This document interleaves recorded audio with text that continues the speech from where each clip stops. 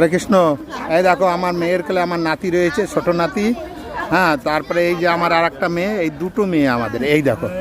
আর ছোট মেয়ের মায়েরে দেখো কিরম তাকায় আমার দিকে, দেখো। এই যে বড় মেয়ের মা, এই দেখো। সবাইকে দেখাচ্ছি, আমরা আজকে চিড়িয়াখানায় এসেছি।